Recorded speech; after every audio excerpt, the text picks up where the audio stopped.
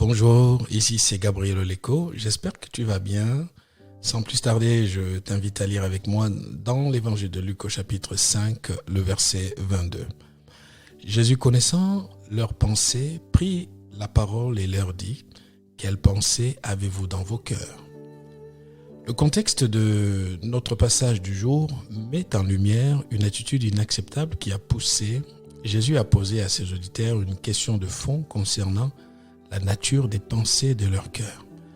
En fait, un homme était transporté malade par ses 4 amis.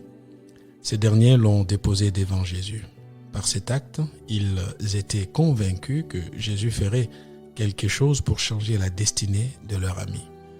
Mais avant de guérir le malade, Jésus lui accorde d'abord le pardon de ses péchés. Cette bénédiction accordée au malade suscite incompréhension et protestation auprès des religieux qui étaient présents au moment où Jésus prononçait ces paroles. Ce groupe des protestataires était composé des pharisiens et des docteurs de la loi. On parlerait aujourd'hui des experts de la chose religieuse. Jésus aurait dû éviter de prononcer certaines paroles de leur point de vue. Ils étaient prêts à l'écouter enseigner, mais ils n'étaient pas disposés à le reconnaître dans sa vraie nature. C'est justement à ce niveau que se trouve le drame de l'excès de connaissance. Leurs titres et leurs connaissances sont devenus de réels obstacles. Jésus déplore leurs pensées, d'où sa question « Quelles pensées avez-vous dans vos cœurs ?» Mon ami, sache que les pensées ont un pouvoir immense.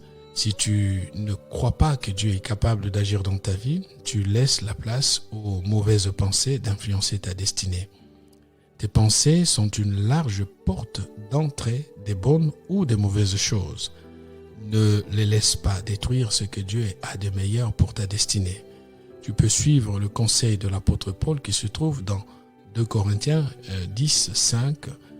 Nous renversons les raisonnements et toute hauteur qui s'élève contre la connaissance de Dieu et nous amenons toute pensée captive à l'obéissance de Christ.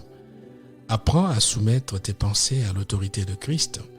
Éduque-les à croire et à attendre l'action de Dieu même quand tout est sombre. Si tout va mal pour toi aujourd'hui, je t'invite à repousser les mauvaises pensées et à laisser la place à Dieu pour qu'il te surprenne. Je te souhaite une excellente journée sous le bienveillant regard du Seigneur Jésus-Christ.